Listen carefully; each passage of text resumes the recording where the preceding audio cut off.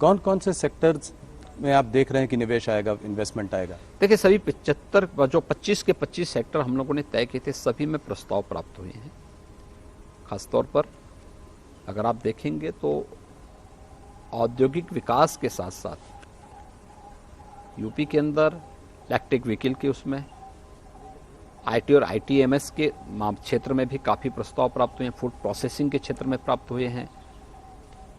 अलग अलग जो 25 बायोफ्यूल के लिए हुए हैं, रिन्यूएबल एनर्जी के उसमें हुए हैं, बहुत सारे सेक्टर हैं। उन सभी 25 सेक्टर्स में ये थोड़ा मुझे वाइब्रेंट गुजरात की याद दिलाता है। आप लगता है कि उस मॉडल से कुछ प्रभावित हैं? कुछ मोदी जी का इसमें इनपुट, कुछ टिप्स वगैरह उनसे लिए? कुछ देखिए, सारी प्रेरणा प्रधानमंत्री मोदी जी की है और इन सब बातों को लेकर के हम राज्यों के साथ भी अपने अनुभव को शेयर करते हैं, उनकी पॉलिसीज को भी देखते हैं कि इन राज्यों ने कहाँ पर क्या अच्छा किया है और फिर उसके अनुरूप फिर अपनी पॉलिसी भी तैयार करते हैं। योगी जी, आपका विजन बहुत बड़ा है, सराहनीय है। देखते हैं आगे 4 सालों में कैसे निवेश आता है, उत्तर प्रदेश कैसे प्रगति करता है।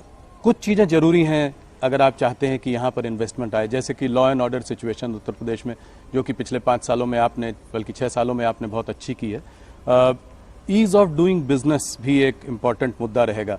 नीचे के लेवल पे करप्शन हावी रहता है, तो क्या कहीं पे आप इसकी वजह से कोई फास्ट ट्रैक डेस्क बना रहे हैं चीफ मिनिस्टर्स ऑफिस में, जिसमें से अगर मान लीजिए किसी इंडस्ट्रियलिस्ट को अप्रोच करना पड़े, निवेश लाना हो, तो वो सीधे आपके पास तक पहुंच सके? देखिए, पास पहुंचने की अब नौबत ही नहीं आएगी। उत्तर प्रदेश की लॉ एंड ऑर्डर,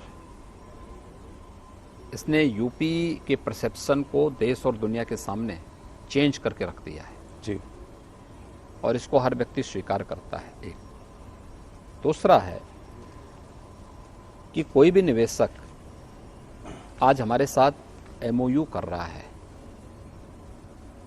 तो हमने उसको सिंगल विंडो प्लेटफॉर्म उपलब्ध करवाया है, जहां पे 350 से अधिक क्लियरेंस उसको एक साथ एक प्लेटफॉर्म में उपलब्ध हो जाएंगे बिना किसी मानवीय हस्तक्षेप के।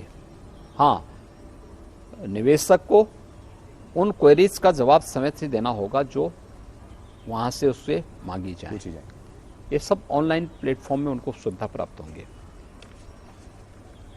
एमओयू पूरा होने के बाद जब निवेश जमीनी धरातल पर उतारने की बात आती है तो उसकी मॉनिटरिंग के लिए भी निवेश सारथी एक नया पोर्टल उनका इंतजार कर रहा है। एक व्यवस्थित तरीके से उसे जमीनी धरातल पर उतारना। निवेश जमीनी धरातल पर उतर हो चुका है तो आईएमएस इंसेंटिव मॉनिटरिंग सिस्टम से वो स्वयं जुड़ जाएगा। कब कब शासन का इंसेंटिव निवेशक को जाना है, ये सब ऑटो मोड में सब होता हुआ दिखाई देगा। ये 3 प्लेटफॉर्म हम लोगों ने उपलब्ध कराए हैं हर एक निवेशक के लिए, और मेरा मानना है कि ये किसी भी प्रकार की मानवीय हस्तक्षेप से मुक्त सीएम कार्यालय इन सब की मॉनिटरिंग स्वयं करेगा। तो आप इस पर खुद एक नज़र बनाए हुए हैं, खुद देख रहे हैं इसको। योगी जी, इस बार बहुत हल्ला था कि आप वर्ल्ड इकोनॉमिक फोरम पे जाने वाले हैं, आखिरी में आपने जाने का इरादा बदल दिया, ऐसा क्यों? देखिए, मेरी यहाँ व्यस्तता थी हमारे सामने उसी समय। देखिए, अगर मेरा ये कार्यक्रम जो है किसी एक उसके साथ बनता, जो है नवंबर में अगर दुनिया में हमारी टीम गई होती तो हम लोग उस समय अपने उस टीम के साथ, उस समय मेरा भी कार्यक्रम एक बार कुछ जगह जाने का था। उसी समय कुछ राज्यों में इलेक्शन आने के नाते, अब उत्तर प्रदेश में चुनाव आने के नाते हम लोग कार्यक्रम नहीं दे पाए, मैं जा नहीं पाया। बाद में ग्लोबल इन्वेस्टर समिट और G20 से संबंधित समिट एक साथ आ गई, तो मेरी यहाँ लोकल व्यस्तता के नाते मैं फिर वहाँ के लिए समय नहीं निकाल पाया। लेकिन मेरा ये मानना है कि वैश्विक मंच पर उत्तर प्रदेश को जो समर्थन मिला वह बहुत उत्साहजनक था। योगी जी, थोड़ा सा ग्लोबल इन्वेस्टर समिट से हटते हैं और मुद्दों पर चर्चा करते हैं। मुझको अभी गुजरात के चुनाव के पहले अमित शाह जी ने अपने इंटरव्यू में कहा था कि टिकट कटवाने का इंतजाम कर लीजिए, 1 जनवरी को जाकर रामलला के दर्शन करने अयोध्या में। तो क्या जनवरी 1 के बाद सब लोग रामलला के दर्शन अयोध्या में जाकर कर पाएंगे? क्या आप अपने टाइमलाइन पे प्रतिबद्ध हैं? देखिए, मंदिर अपने समयबद्ध तरीके से आगे बढ़ चुका है और जो टाइमलाइन दी गई है उसके अनुरूप वहाँ पे मंदिर का निर्माण भी होगा और रामलला समय से अपने मंदिर में विराजमान भी होंगे।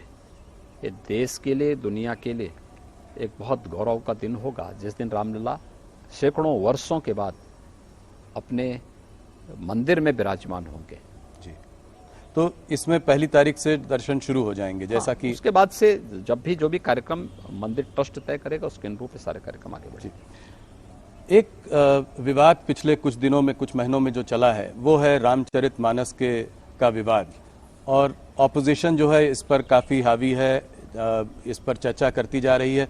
आपका क्या मत है इस पर? आप इसको कैसे देखते हैं? देखिए, जब भी उत्तर प्रदेश के अंदर विकास के किसी बड़े प्रोजेक्ट को लेकर के, बड़ी योजना को लेकर के, बड़े कार्यक्रम को लेकर के हम लोग आते हैं, तो जिन लोगों ने विकास के बारे में कभी सोचा ही नहीं, जिनके डेवलपमेंट की कोई सोच नहीं है, जो विकास नहीं बल्कि विभाजन पे विश्वास करते हैं, तो वे लोग इस प्रकार की कोई ना कोई बयानबाजी अपना शुरू कर देते हैं। उत्तर प्रदेश के अंदर ग्लोबल इन्वेस्टर समिट एक बड़ा आयोजन है और इसके साथ ही G20 का समिट, यह उत्तर प्रदेश के लिए भी और देश के लिए भी एक अवसर है जब वैश्विक मंच पर हम लोग अपनी छवि को, अपने सामर्थ्य को प्रस्तुत करने का एक अवसर हमें प्राप्त होगा। तो विकास और इस प्रकार के अवसर से ध्यान हटाने के लिए यह इस प्रकार की बयानबाजी है, इसके पीछे कोई अन्य हेतु नहीं। अब